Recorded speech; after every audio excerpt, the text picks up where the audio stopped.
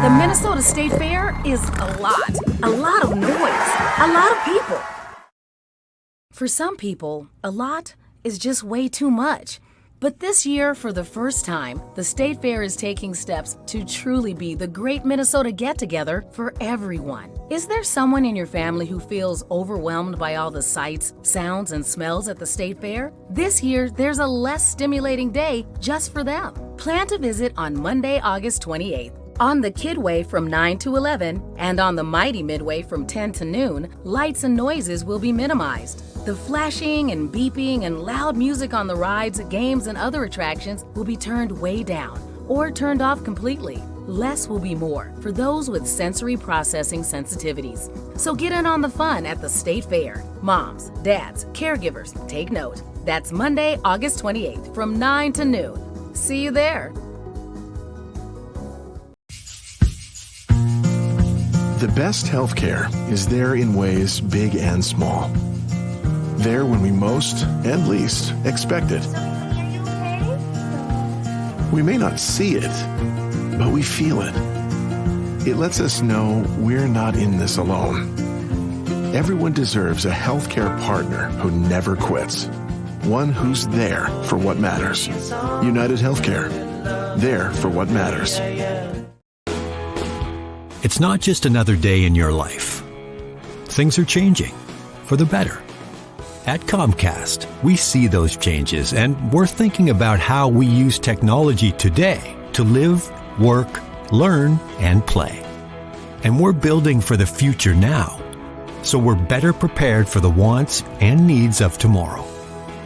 That's why Comcast is rolling out multi-gig internet speeds to more than 50 million homes and businesses before the end of 2025, making our already industry-leading network even faster, smarter, greener, and more reliable. Over the decades, Comcast has been your partner, working hard to serve your community, and will continue to be your partner. We're expanding our gigabits so you can enjoy the tiny bits that matter most. Want your boss to put some real action behind the rhetoric when they talk about making your workplace more inclusive? Find out how to hold their feet to the fire and demand diversity on the Diversity Dude podcast. Hello there, and welcome back to the Diversity Dude podcast. I'm your host, Lambert Fisher, marriage and family therapist, award-winning author, and national speaker on the topic of multicultural awareness and diversity. And for those of you who are interested in even more positive and encouraging tips and strategies beyond what I share in podcasts like this, then feel free to check out my award-winning book, Diversity in Clinical Practice, nationally recognized for the unique way in which it addresses the often difficult topic of multicultural awareness and diversity. Designed for more than just therapists, if you're a helping professional in any way, Diversity in Clinical Practice can help you meet the greatest variety of cultural needs possible for those whom you serve, and it's available in paper and audiobook versions for your convenience. And whether it be through my one-on-one relationship building efforts as a therapist or my informing and empowering efforts as an author or speaker, know that my personal mission is to do my part to improve the world one strengthened relationship at a time. So, today I want to share a few encouraging words about taking action to prevent future harm. As you've likely heard and spoken about in recent weeks, there was an incident that occurred on a riverboat dock in Montgomery, Alabama, involving a co-captain of a riverboat being seen in a dispute about a boat parking spot, which grew into this boat captain being outnumbered in a fight and eventually grew into an all-out brawl that went viral. A key factor in the incident is that the co-captain was black and the individuals who surrounded him initially were white, followed by an even larger crowd in the end. Now, as usual, I don't claim to know every specific detail of events like this, as not everything was caught on camera, and that's what official investigations are for. However, inspired by multiple conversations that I've had the pleasure of experiencing in a therapeutic context with people wrestling with the results of this situation, as people's reactions in the incident continue to linger and influence the conclusions that they draw about different groups of people, I think it would be beneficial to clear up a few misconceptions and misunderstandings in order to increase the likelihood of healthier conversations in personal and professional relationships everywhere. The first misunderstanding is that although it isn't always about race, ignoring race can invalidate patterns of negative experiences. What do I mean? Well, there's a long history in the media where there's this tendency to focus on race and ethnicity to the detriment of certain groups more so than others. There have been studies that have confirmed the tendency for race and ethnicity of crime suspects to be listed in a news report if the suspect is a person of color, more so than if the suspect is white, as if to convey that race is an important and relevant fact of the news story when it's a person of color, but unimportant and making it about race, quote unquote, if the person is white. This tendency seems to show itself in many discussions about this particular dock incident when references to this black co-captain being attacked by a group of white individuals is met with discomfort and accusations about race of the attackers being irrelevant, such that any references to their race are met with accusations of, here we go, pulling the race card again. This apparent hypocrisy of the response often doesn't even have a chance to simmer and settle in, however, because unfortunately, mere moments later, there's often a tendency to highlight the large number of black individuals who stepped in to defend and protect this black co-captain, sending the message again that race only matters when it's a person of color. I bring this up not to pass judgment, rather to highlight a pattern that is often subconscious. When many people of color express feeling as though they're on the receiving end of this trend, they're often told that they're making something out of nothing. Sometimes, unfortunately, it takes experiencing it personally to see how someone else has been seen or treated for a long while now. It would be nice if race and ethnicity didn't have to be a factor. And I am not a mind reader to be able to 100% confirm that race and ethnicity was consciously in the mind of those involved in the fight. However, considering the history of dehumanization of people of color in this country, both conscious and subconscious, it's perfectly reasonable to see the pattern and feel the need to not only respond accordingly, but also take action to not only end the present incident, but also reduce the likelihood of the next incident. Which brings us to misunderstanding number two. This incident doesn't prove or confirm aggressive tendencies of an entire group of people. Another thing that has been disturbing following this publicized incident is that many have unfortunately used this incident to justify their belief that people of color are unnecessarily and unhealthily aggressive. To prove their point, they highlight aspects of the fight where the group of white individuals beating up a black man find themselves outnumbered by a large crowd, which include a large number of people of color who came into the man's defense. It is then when the white individuals who initiated the physical altercation began losing the fight. And that unwarranted and unnecessary aggressiveness of those people begins to be proclaimed, as if to suggest they, meaning people of color, are always looking for an opportunity to fight or cause problems. This stereotype is not only negative and inaccurate, but it also invalidates the reason for the aggression that is often seen or unseen. For one, let me be clear, there are a large number of population of every ethnic or racial group that have no interest in being aggressive whatsoever. So an incident-specific conclusion about an entire group of people is automatically misguided. That being said, what is missed, overlooked, or even ignored during incidents like this is what provoked the aggression in the first place. On that day, there were many people seen enjoying a boat ride and minding their own business, walking along the riverfront, and then this incident was witnessed. They weren't walking around taking a long, quiet river walk stroll, saying to each other, you know what this day is missing? A good old-fashioned brawl. We're long overdue for one of those. No, that's not how it works. Anyone who believes that needs to do some serious self-reflection. Not only that, but when the incident began and it looked like merely another none of my business fight between two strangers on the dock, many people got out their cameras to watch the still unfortunate incident, like curious looky-loos on a highway. Look who's over there getting into a fight.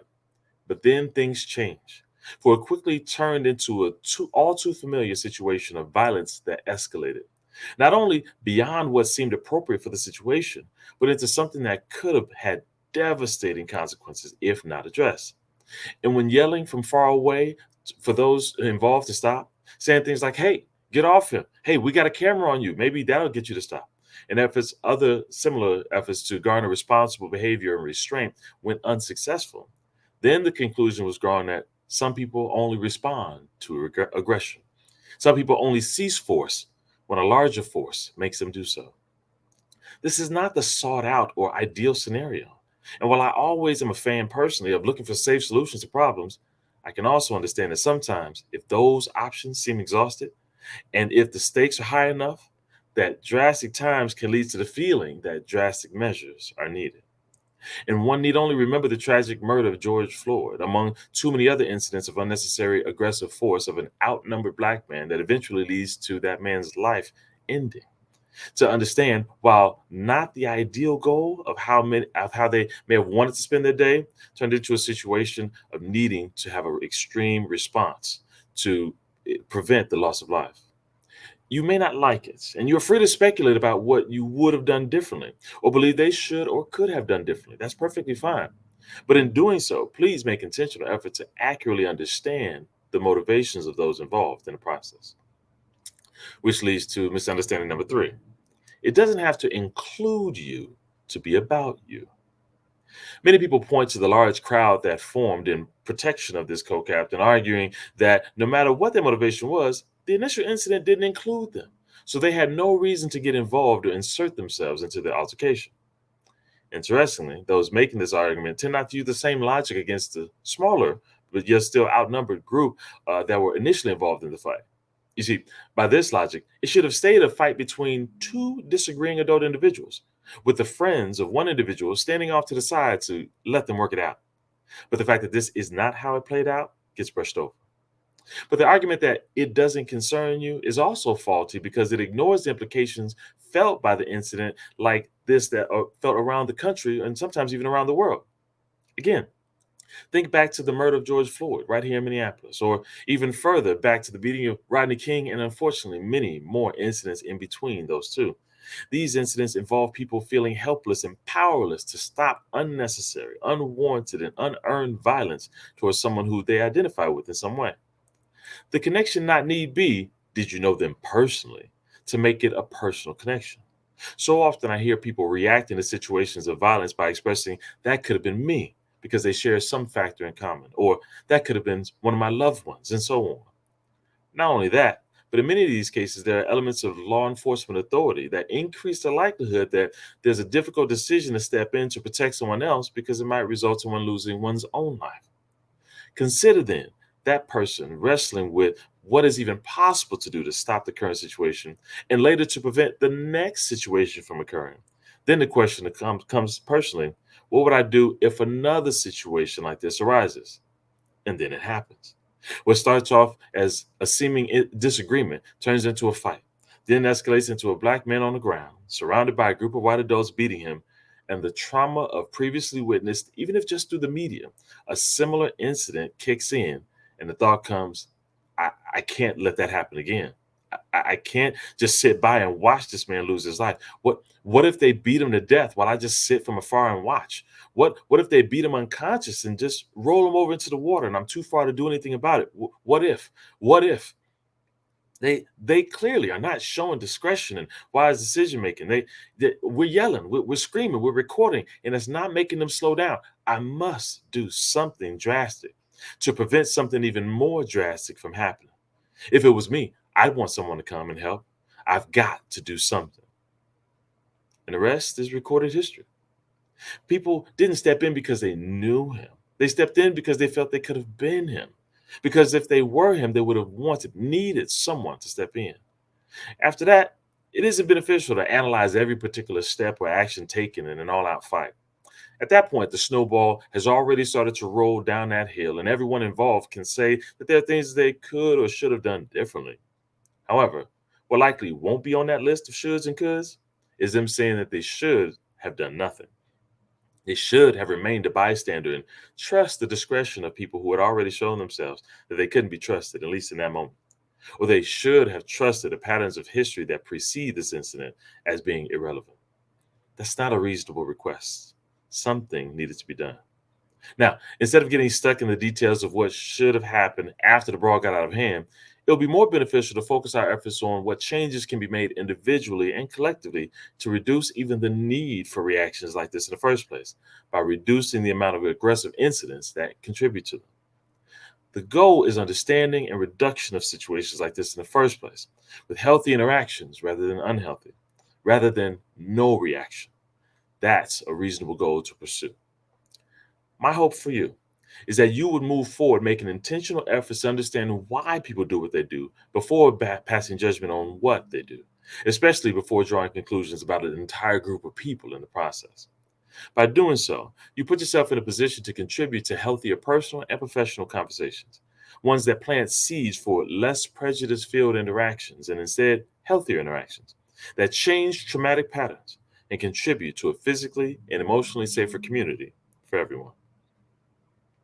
And with that, I'll say thanks again for listening in to today's Diversity Dude podcast. If you have any pressing diversity-related questions that you'd like me to address on an upcoming podcast, or if your organization is in need of a shame-free or empowering guest speaker or training on this often sensitive topic, then feel free to reach out to me directly at www.diversitymadesimple.com.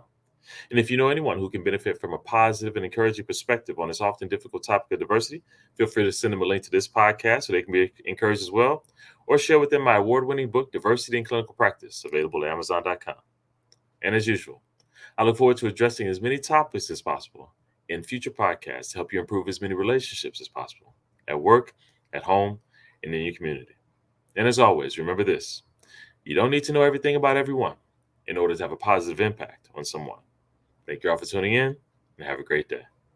Tune in each week and find out how to demand and implement diversity at your job.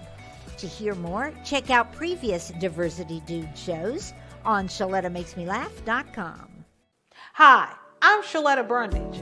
I'm a media personality, podcaster, and a business owner. But my most important role is mom. 3 of my beautiful kids have been diagnosed with autism spectrum disorder. When I didn't know who to trust or where to turn, I found ACRA. ACRA provides home care services to families all over Minnesota. The care is not one size fits all. They know each one of my kids is unique. They listen to what resources we needed and what's best for our family. I've seen my kids grow and thrive with ACRA's in-home care. While autism is the most common diagnosis among ACRA clients, ACRA offers personalized in-home care services for people with disabilities, chronic illnesses, behavioral diagnosis, and mental illness. They work with children, adolescents, and older folks too.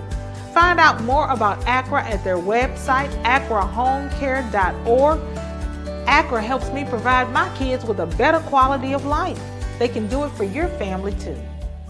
Would someone you love be at high risk if they got COVID-19? Then be sure to take some steps to keep them safe before you visit. Ask your healthcare provider if you should wear a mask before spending indoor social time with a loved one who's older, has chronic health conditions, or is immunocompromised. And consider self-testing to detect infection before you visit. Even people who are showing no symptoms can have COVID-19 and can unknowingly pass it to others. Do your part to keep your loved ones safe, because for some people, COVID-19 is still a true danger.